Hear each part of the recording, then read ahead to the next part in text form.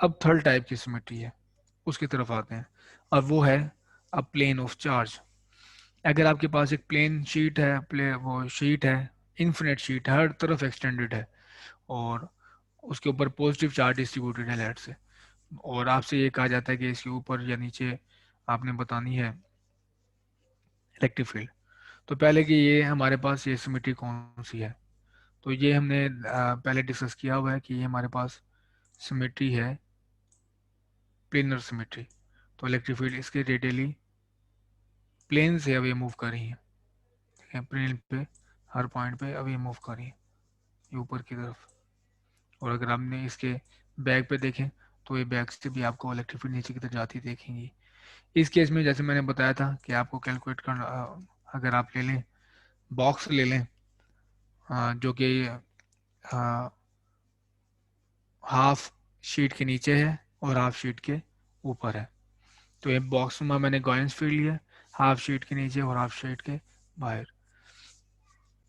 तो इसके गॉर्जियन स्फीयर के जो आप अगर आप इसको सरफेसेस में ड्रॉ कर डिवाइड करें तो बॉक्स की 6 सरफ साइड मिलेंगी आपको, जो कि प्लेन साइड्स होंगी, और आपको हर तरफ से अगर इलेक्ट्रिक फील्ड और इसका डॉट प्रोडक्ट ले लें आप एरिया का, और उन सबको आप ऐड करें तो आपके पास टोटल फ्लक्स होगा थ्रू अ क्लोज सरफेस।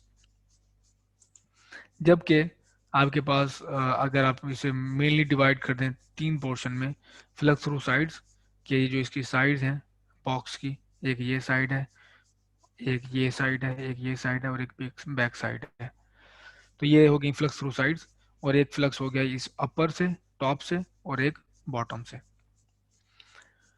तो फ्लक्स थ्रू साइड जो होगा वो आपके पास होगा जीरो, क्योंकि अगर आप मैं यहाँ पे वेक्टर एरिया के ड्रॉ करूँ तो वो परपेंडिकुलर टू दिस होगा।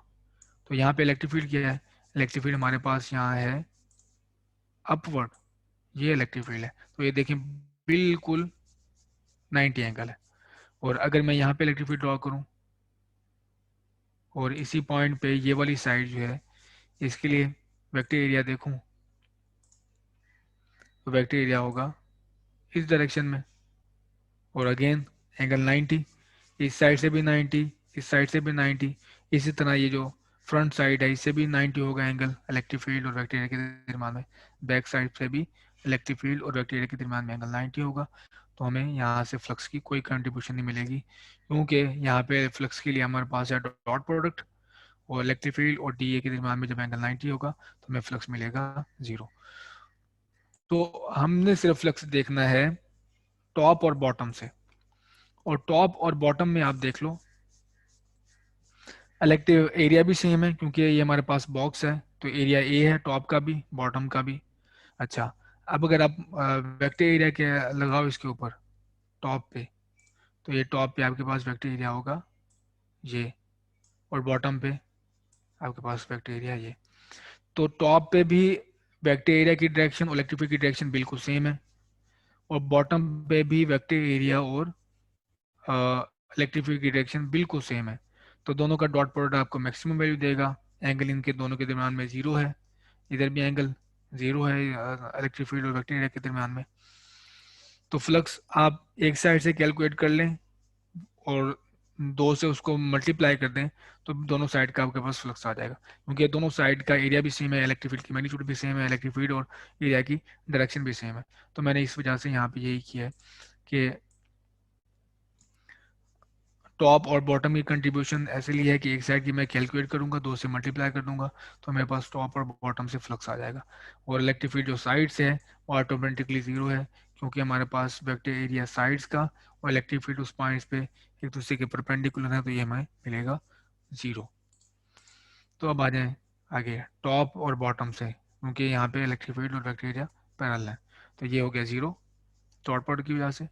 और टॉप पे एरिया और ई डॉट डी ए दोनों पैरेलल हैं, यहाँ पे हमारे पास कॉस जीरो आ जाएगा, और फ्लक्स हो गया टोटल 2 EA, और flux through a close surface is equal to q in close by that surface divide by epsilon naught. तो यहाँ पे चूंकि लाइन चार्ज डेंसिटी है तो हम फार्मूला यूज करेंगे लाइन चार्ज का। तो लाइन सॉरी, यहाँ पे हमारे पास जो है सरफेस चार्ज है, तो हम फॉर्मूला यूज़ करेंगे सरफेस चार्ज का। तो सरफेस चार्ज डेंसिटी होती है चार्ज डिवाइड बाय एरिया। तो चार्ज कितना इनक्लोज है, जितना इस सरफेस का एरिया, जितना इस सरफेस का एरिया है हमारे पास गॉर्जन स्फीयर का, गॉर्जन ये क्यूब का, वो है ए। तो चार्ज जितना ए में आएगा वो उसको आप डिवाइड कर दोगे ए से, तो आपके पास आ जाएगी चार्ज डेंसिटी। तो ये बिल्कुल हमने ऐसे किया है, क्यू की जगह पे आ जाएगा सिग्मा ए, क्योंकि यहाँ पे डिवाइड हो रहा है, यहाँ पे मल्टीप्लाई हो जाएगा। तो Q enclosed is equal to sigma A से कैंसिल, और आपके पास इलेक्ट्रिक फील्ड आ गई E is equal to sigma over 2 epsilon naught. तो ये रही electric field of plane sheet जिसके ऊपर चार्ज डिस्ट्रीब्यूटेड है, पॉजिटिव चार्ज डिस्ट्रीब्यूटेड है। तो आप इस फार्मूला को यूज़ कर सकते हैं। सिर्फ आपके पास, अगर आपके पास एक वॉल पे अगर चार्ज डिस्ट्रीब्यूटेड है और उसके बिल्कुल करीब आपने इलेक्ट्रिक फील्ड कैलकुलेट करनी है, या आपके पास infinite sheet of line, infinite sheet और पॉजिटिव चार्जेस हैं या फिर नेगेटिव चार्जेस हैं, दोनों केस में आप यूज़ कर सकते हैं। तो आपको सिर्फ उस की चार्ज डेंसिटी पता हो, चार्ज डेंसिटी अगर आपको पता है जैसे ये है, तो आप उसकी इलेक्ट्रिक फील्ड आराम से बता सकते हैं। लेकिन शीट आपके पास इन्फिनिट होनी चाहिए, या फिर फाइनाइट है तो आप उसको बहुत ही करीब से देख रहे हो, तो फिर आप ये फार्मूला अप्लाई कर सकते हैं। तो ये थी 3 टाइप की सिमेट्रीज। पहले हमने देखी स्फेरिकल सिमेट्री, फिर सिलेंड्रिकल सिमेट्री, और फिर हमने देखा प्लेनर सिमेट्री।